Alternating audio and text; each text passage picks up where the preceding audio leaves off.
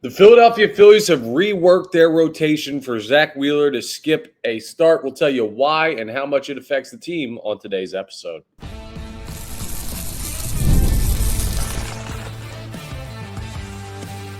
You are Locked On Phillies, your daily Philadelphia Phillies podcast. Part of the Locked On Podcast Network, your team every day. Yes, this is Locked On Phillies. I'm your host, Connor Thomas. Thank you so much for joining us today. We come to you as part of the Locked On Podcast Network, your team every day. You may know me from some of my other work in the sports talk space. I've been on air over at 97.5 The Fanatic doing sports talk radio and recently TV for over 5 years now. I've been a credentialed Philadelphia Phillies media member for 4 seasons, and this is now my 4th year as the host of Locked On Phillies. Please make sure you're rating and reviewing if you're checking us out in podcast form. We're available wherever you get your podcasts. And if you're watching us on YouTube, hit that subscribe button on the Locked On Phillies YouTube channel. It's free and easy. It gets you notifications when new episodes are posted, and it really helps us out. Today's episode is brought to you by Monarch Money. Take control of your finances with Monarch Money. Use code LOCKEDONMLB at monarchmoney.com, and you'll get 50% off your first year. So we're going to start by talking about the Phillies reworking their rotation for a Zack Wheeler absence. We'll tell you everything you need to know about that. We're going to take a look into the minors, specifically AAA, and look at some of the big names that could be called up sometime in the relatively near future and how they're doing down there in Lehigh Valley. And also we're going to preview Phils Blue Jays as that series gets going tonight north of the border up there in Toronto. First, though, the Phillies' rotation for that series against the Blue Jays has changed dramatically. And this is not good for the Philadelphia Phillies. And it's no fault of Zack Wheeler's or his wife's, but his wife is pregnant and his baby is due any day, or I should say their baby is due any day. So Zack Wheeler is not making the trip to Toronto with the team. It would be really tough for him to be up there and in a different country, have to go through customs, the rush back to there would just be too many issues with that if Zack Wheeler was up on the trip, and he's got a baby due soon. So congratulations to the Wheeler family. Best wishes on health and everything for that. And you totally understand why Zack Wheeler is not going to make his scheduled start. He would have started tonight's game. But at the same time, all right, so we got the congratulations, happy for the family, all of that out of the way. Phillies players, stop doing this in season. Plan it out a little better, man. It feels like once a month we got somebody missing time because they got a kid due, and I get it. I get it. You're adding to the family, but my goodness, it feels like everything's in the middle of the season. You got November and December and January and February. Like, aim something up for then. That aside. What else kind of sucks for the Philadelphia Phillies is Zack Wheeler clearly is their best pitcher, and the Phillies have lost 4 straight games, and that's a problem. And Zack Wheeler was kind of the start of the 4-game skid when he struggled against the Braves in Game 2 of their doubleheader last Thursday. And now that you're sitting here on Tuesday saying, hey, we're supposed to have our ace on the mound, and he can't go, it does feel like a little bit of a bummer for the series. I don't know if the team feels that way. I don't know how aware they were that this was going to happen because Wheeler, up until yesterday, was the scheduled starter. And then Matt Gelb, who covers the Phillies for The Athletic, does a bunch of great work covering the team. He put out that Wheeler's not going to be making his start. And instead, the Phillies are going to be bumping a couple guys up. So pretty much just everybody shifts up a day is what they're doing. So Cristopher Sanchez will throw game 1 tonight. Mick Abel, who is going to throw Thursday, will now throw tomorrow, Wednesday night. And Thursday is now going to be Jesus Lazardo, who gets shifted up from the series against Pittsburgh to the series against Toronto. Couple of things, right? We already laid out Zack Wheeler pitching is what this team needs right now. Him missing a start while you're in this 4-game skid is not ideal. I'm not blaming him. I'm just saying, the timing sucks, right? I give no fault to Zack Wheeler and no fault to the Phillies organization. It's just this unfortunate circumstance of when his wife's due. It's whatever. And, again, not killing him over it, right? It just you'd like to have him on the mound. And he's not. So Cristopher Sanchez is really going to have to step up. Then Mick Abel gets bumped up an extra day. We'll see if the kid can handle it. He was supposed to throw Thursday, give him a little bit more time to adjust. He's throwing Wednesday. Maybe he will be able to show up and get that ready to roll. But he's got a big act to follow with what he did in his debut, outdoing Paul Skeens, striking out 9 through 6 shutout innings. I don't think we see that again. Plus, he's on the road in Toronto. So we're going to talk much, much more tomorrow about seeing Mick Abel throw again. But he gets bumped up a little bit. The longer he would have to prepare, the better. And so that makes me a little bit nervous about his start, more than I already was. And the biggest thing that I don't like in here is Lazardo throwing against Toronto. Like, if Lazardo had thrown his scheduled start, like Wheeler started game 1 against Toronto, Sanchez would have started game 2, Abel would have started game 3, Lazardo would have gotten the ball game 1 in Pittsburgh. That's great because he just got shelled. And what happens when you get shelled? Well, you'd like to have, ideally, a bounce-back performance. And what could aid a bounce-back performance? Facing an offense like the Pittsburgh Pirates. Instead, now you got to face the Toronto Blue Jays, who, while they're not a great team, I mean, they're 31-28, 3 games over 500. They're a good team. They have some strong offensive players. Like, this is not an easy series for the Philadelphia Phillies. It's not an easy matchup for the Philadelphia Phillies starting pitchers. And I would have preferred to have Lazardo throw against Pittsburgh to kind of get his confidence back so he doesn't turn into so he doesn't spiral here off of giving up 11 earned runs in Saturday's game. So it just kind of screws up the rotation a little bit when your best pitcher is unavailable to pitch. And you can't blame anybody, and it's nobody's fault. And it's just the reality of, I don't know, guys having kids in season, which, again, I will urge you one more time, Philadelphia Phillies players, time it up. Count to 9. See how long you have. If that's November, December, January, February, go for it. If it's not, please stop missing time in the regular season. Oh, my goodness. Easy for me to say. And I'm saying this mostly tongue-in-cheek. I just think it's funny that it keeps happening to the Philadelphia Phillies. But you should still be able to win 2 of 3 games in this series with Sanchez, Abel, and Lazardo going. Right? You're not going to take this. That's a good thing with the rotation. You're not taking this significant step back in who you have throwing because Wheeler's not available, because this rotation is just that good. Like, Wheeler is head and shoulders above the rest of them, but you've got some really good arms besides Zack Wheeler. And I'm intrigued to see what Mick Abel does tomorrow night when he makes his second major league start of all time. And maybe he'll feel better that it's a night game, because I believe Thursday is a day game, and maybe this gives Abel a little bit more time to prepare. Thursday, is a 3:07 game. Tonight and tomorrow night are both 7:07 games. Weird timing because of Canada, I guess. I don't know. That's the excuse that I'm going to be using for this entire series, is because Canada. But the Phillies reworking their rotation. Now, I also don't know. We only got no word on how this works for this series. I don't know how Zack Wheeler is going to fit back into the rotation. Like, will he go make a start out of order, and that shifts the entire rotation up? I mean, it's not that big of a deal if he does that, but will he do that? Will he wait for his next spot in the rotation to come back up, which I guess would be the end of the series against Pittsburgh? Let's see. Sanchez, Abel, Lazardo, who am I missing? Suarez, Wheeler. So I guess game 2 against the Pittsburgh Steelers. Football mode. Pittsburgh Pirates. It's summer, Connor. Figure it out. Game 2 against the Pirates would seem to make sense for when Wheeler would step on the bump again. That's not really that long to wait, to be honest. They're playing them this weekend out in the Steel City. So, yeah, not a major deal, but just a little nuance of, like, if you turn your TV on tonight and you realize, hey, why is Zack Wheeler not on the mound? That's why. Also, if you turn your TV on tonight and you go, why is Tom McCarthy not on the call? Tom McCarthy's going to be on TNT doing a broadcast of, like, the Guardians playing somebody because they were short a broadcaster and they needed to call in Tom for a pinch hit appearance. So Scott Fransky, who normally does radio, is going to be on the TV side for tonight's game. There's going to be a lot of stuff that changed up from maybe the last time you looked at what the schedule is for tonight's game. So just be aware of that.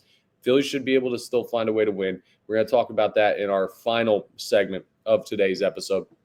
But before we do that, I do want to take a look in at the minor leagues and who's really popping off at AAA because, well, the Phillies didn't play last night. There are some questions about some players on the Major League roster. A guy just got called up in Seth Johnson. Like, there's a lot of stuff going on with the AAA team that matters for the Major League club. So we're going to take a peek in at some of the prospects who are at AAA, guys that could be Major League ball players before the season's all said and done, and how they've been doing lately. We'll talk about that coming up next as we continue today's episode of Locked On Phillies. All right, let's talk about Supply House because they're the absolute best. You can get the supplies you need from the site made for the skilled trades. That's Supply House. Whether you're in plumbing, HVAC, electrical work, any of that stuff, Supply House is a reliable way to order products online. Their easy-to-use website is packed with helpful resources and the latest product info to help you get the job done right. Plus, with a complete inventory of over 200,000 parts from 400-plus top brands, you're going to find exactly what you need, delivered fast from coast to coast.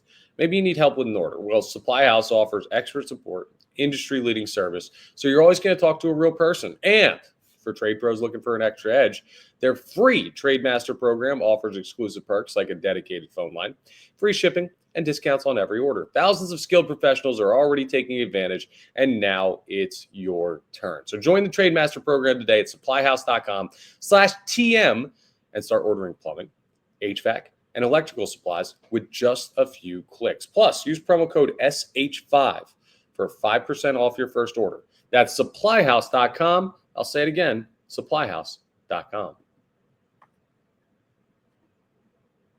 What's going on in the minor leagues? That's the question that we approach in this segment because there are a couple of guys down there at the minor league level that are potential major league debut guys. Seth Johnson was one of those guys. He has gotten called up. Mick Abel was one of those guys. He has made a start. He will make another start this week. We're going to start with position players. We're going to get to the crown jewel a little bit later, who is Andrew Painter. But I want to take a look at Justin Crawford first, who had a strong day yesterday, a multi-hit day. And he's been tearing the cover off the ball for average. He just hasn't really been hitting for power. So here are his 2025 stats in AAA with Lehigh Valley. He's got 201 at-bats, and he is batting .338. Great numbers at AAA this year. Just for the sake of comparing, 22, 23, and 24 seasons, he never batted over .332. He's batting .338 right now at the highest level that he's played at in the minors. The problem is he hasn't really created pop. He's only got one home run. He does have 11 doubles and 3 triples, 23 RBIs. So it's not like he's doing a terrible job of finding gaps and everything, but a lot of that is his own speed and not his ability to lift the baseball, which he hasn't really shown. But batting .338, crushing minor league pitching. We know he's athletic. We know he's got instincts for the game. His dad played for a long time at the major league level. The thought is he's going to be ready when he gets the call. And I know you'd like to see more power, but truly, we need a center fielder with a right-handed bat that's able to be in a situation where you say, okay, we can send him to the plate and he's not going to crush us. And that's what we're looking for. And actually, lefty batter, my mistake. I get it mixed up all the time, him and Aiden. I don't know why I keep thinking Crawford is a righty batter because he throws right. I watch his highlights all the time defensively. But Crawford has been very good at the dish, and we'll see if he ends up at the major league level at some point. But his numbers look really good. And the only problem with him is they don't want to do it too soon because he's their top outfielding prospect. And that makes total sense. What may make even less sense is calling Otto Kemp up because Otto Kemp, if you're not familiar, has been tearing the cover off the ball down in Lehigh Valley as well. Now, he's batting .322. And you might say, okay, well, that's a little bit less than Crawford.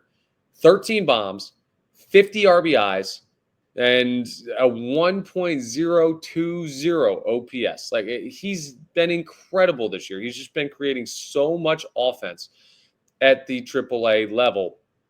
having 50 RBIs by this point. I mean, he had 53 in all of 2023. He had 66 in all of 2024. He's going to blow those numbers out of the water this year. The problem with him is he's an infielder, and they're trying to figure out how to get him to play corner outfield, but they're not even really doing it with him at the AAA level. He does bat righty, and he would be a great righty outfield bat, especially if what he's doing against AAA pitching translates to the majors, which it should, right? But the problem is he's a defensive liability, and DH is already taken by this guy, Kyle Schwarber.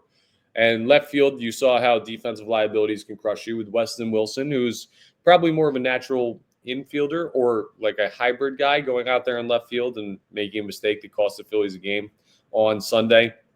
So Otto Kemp is every bit of the hitting prospect that the Phillies would want at the major league level right now. He's just 0% or 1% of the fielding prospect the Phillies would like at the major league level right now. And that's what gets so tricky with Otto Kemp. It's just like, do they take the leap and call him up? Well, if Weston Wilson keeps failing to produce, and he is, trust me, he's failing to produce right now. He has not had himself a good year, made a big mistake on Sunday, but that just, all that does is that points you in direction of the door, and then you open the door and you look behind it and you say, oh, wow, his numbers are not good at all. And the misplay draws your attention to that, but the fact of the matter is he has had a rough season, had a really good first week since coming back off his oblique injury that he suffered in spring training.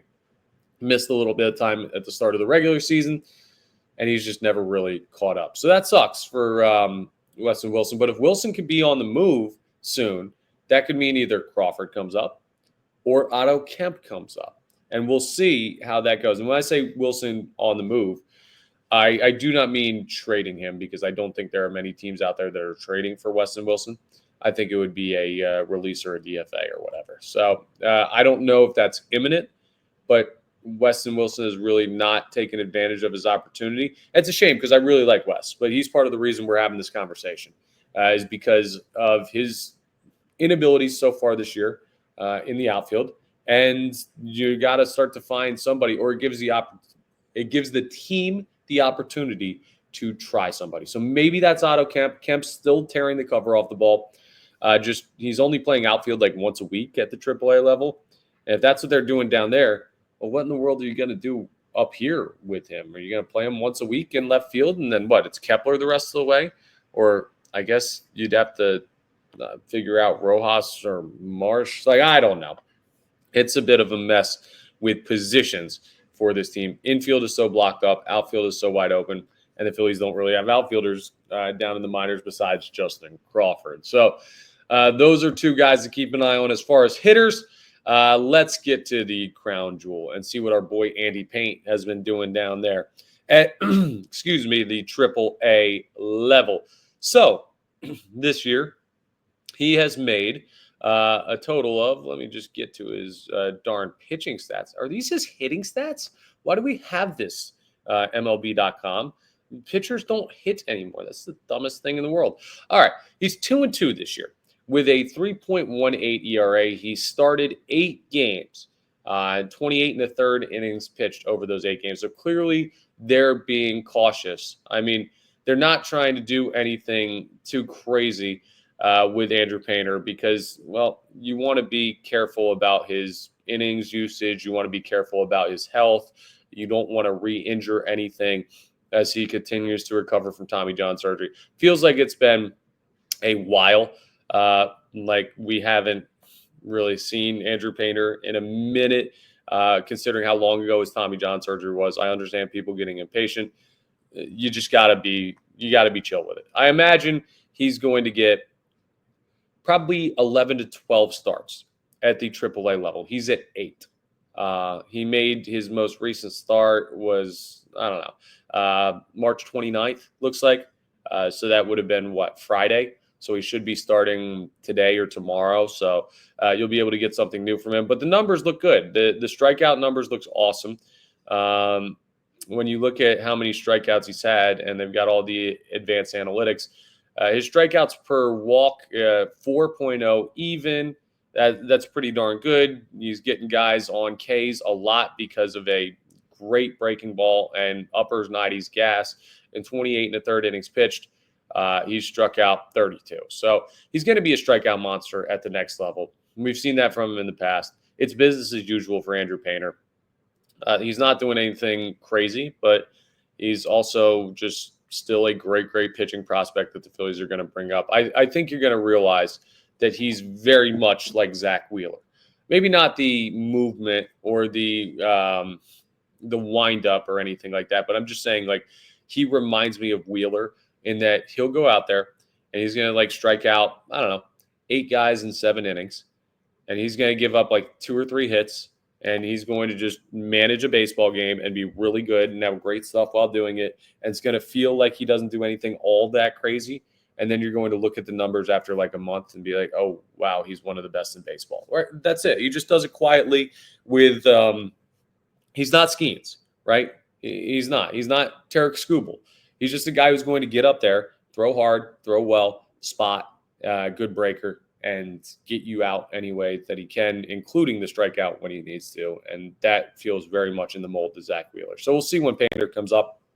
I'm not seeing anything that says any different on the timeline than mid-July. But just want to do a little minor league check in there on what the guys are doing and whether or not Otto Kemp, Justin Crawford, and Andy Painter are any closer to the major league level. Coming up, we're going to preview the Phillies series with the Toronto Blue Jays starting with Game 1 tonight, as not Zack Wheeler, but Cristopher Sanchez takes the mound. A little bit of a change there, and that's okay because Sanchez has been solid lately. We'll take a preview into what the Phillies need to do to win this series as we wrap up today's episode. Let's talk Monarch Money, because have you ever checked your bank account and wondered where did all your money go? Happens to me all the time. I'm about to pay rent, and every time I pay rent, I feel like closer and closer and closer to not being able to make rent. Now, I spent too much time at the bar. I know that, but I need to know what else I'm spending time on and money on that Monarch Money is able to let me know. They're not just a budgeting app, folks. It's a complete financial command center. So they can tell me all this stuff. You can track all your accounts, investments, spending all in one place. So you stop just managing your money and start building wealth. When I started using Monarch, like, there were a bunch of things I realized, but also realized how much I was spending on like food delivery, right? Getting stuff Saturdays, Sundays, don't feel like leaving the house, or I'm busy doing something. I want something back home waiting for me when I get home. Yeah, I can't be doing that. Monarch Money showed me how much I'm spending on it. And while it's a bit of a slap in the face for you, it's good for your finances. You're like, wow, I shouldn't be doing that. Thank you, Monarch Money. And managing money with your partner is smoother than ever. You can track shared and personal accounts, set goals, and stay on the same page without the stress. So take control of your finances with Monarch Money. Use code LOCKEDONMLB at monarchmoney.com, and you'll get 50% off your first year. That's monarchmoney.com, code LOCKEDONMLB for half off your first year. Go ahead and check them out at monarchmoney.com. All right, let's preview Phils and Blue Jays, and the Phillies have lost 4 straight. So can they bounce back against Toronto in Toronto to find their way to a victory for the first time in their last 5 contests? That's the question tonight, and Cristopher Sanchez is the man who will have to try and do that. Now, the upside of not having Zack Wheeler tonight, or I guess it's not an upside because you'd rather have Wheeler, but the plus of the matchup is the Philadelphia Phillies are facing Bowden Francis on the mound. And Bowden Francis, while having a great name, is a righty with a 5.04 ERA. In 55 and a third innings pitched, he's only struck out 46. He has given up 15 home runs in 55 and a third innings pitched. You know, the Phillies have this whole question of like, why aren't they hitting the ball out of the yard? They should hit the ball out of the damn yard tonight against Bowden Francis and the Toronto Blue Jays. On top of that, it sounds like Bryce Harper is going to be back playing tonight. Sounds like he's going to be back in the lineup. So that gives the Philadelphia Phillies a little added boost there, especially facing a righty. People talked after the weekend series, players, Rob Thompson, and people brought up, hey, we don't have Bryce.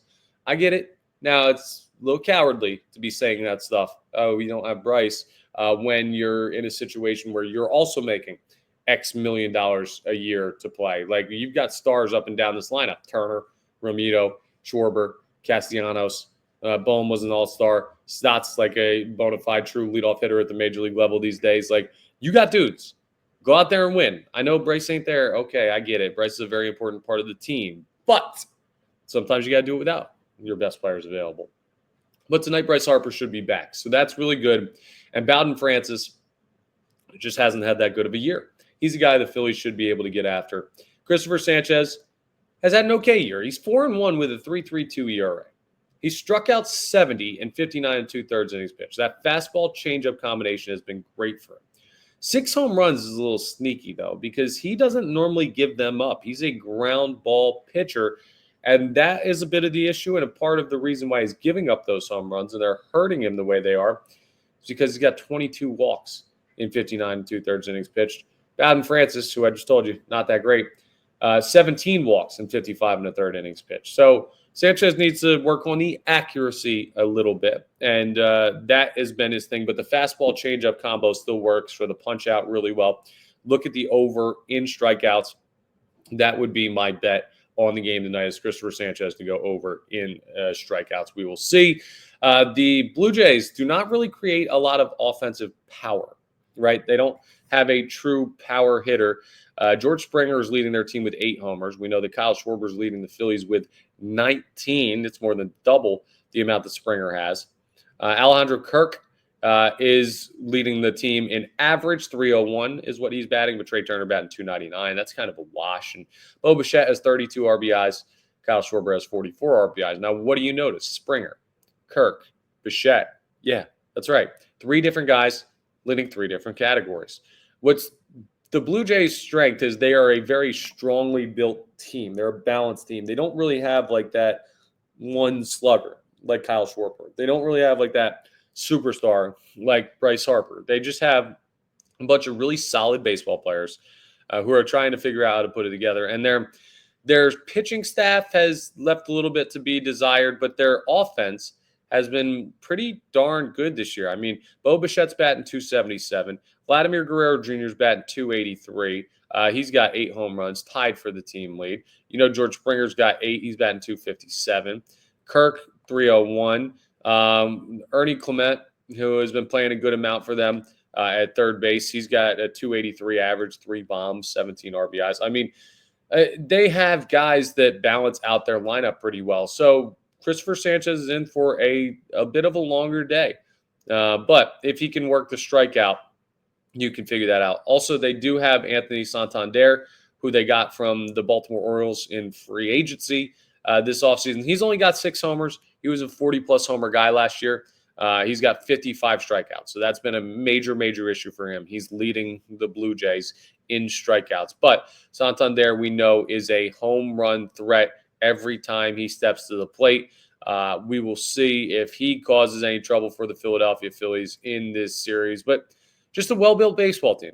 Very similar, unfortunately, to what the Milwaukee Brewers brought into your ballpark on Friday, Saturday, and Sunday. They don't have any crazy star power. I guess their biggest star would be Yelich, and he won MVP, 20 years ago? 30 years ago? It feels like forever ago that Christian Yelich was an MVP of this league. But they have solid pitching, okay bullpen, and they just have players that know how to play together. The Blue Jays have had this core together for a while. They're kind of like the Phillies light in that this Bo Bichette, George Springer, Vladimir Guerrero Jr., like these guys that they've kind of put together as Alejandro Kirk, focal points of their squad. They just haven't had the success in the regular season or the postseason that the Phillies have, but they've got some experience. So Cristopher Sanchez is going to have to go to work, and maybe it's a great opportunity for Jordan Romano to get some action out of the pen because he was a guy that pitched in Toronto prior. And another thing to keep an eye on, I got to see if he's on the injured list because I know that he had some issues. But Jeff Hoffman is going to be in the bullpen for the Toronto Blue Jays. And I believe he is available. Let's see what the news is on Jeff Hoffman. I don't see anything that says he is unavailable. So Jeff Hoffman could throw out of the pen. And could you imagine that type of situation? He's got 13 saves this year, but his ERA has gone up a little bit as of late. He's got a 5.81.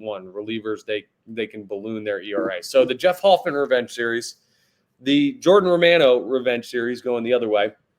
Zack Wheeler's got to not pitch because he's waiting for the birth of his child. Bryce Harper may be back. Mick Abel's going to throw again. There's a lot of big storylines to this series. The Blue Jays are a good team. The Phillies just need to win the series. Take 2 out of 3. Win today. Take 1 in the final 2. Wash your hands. Move on to Pittsburgh, where you're going to take all 3 over the weekend. At least I think. That's the blueprint for the series. That's kind of what you need to know. That's a little preview for you. The game tonight, again, at 7:07 p.m. So we'll have your reaction on tomorrow's episode. But that's all for today's episode. Thank you so much again for joining us. We're part of the Locked On Podcast Network, your team every day. Please make sure you're rating, reviewing, subscribing to the YouTube, all that great stuff that really helps us out. And I'll talk to you tomorrow and react to, hopefully, not the Phillies' 5th straight loss, and hopefully the Phillies' first win in their past 5 games on our next episode.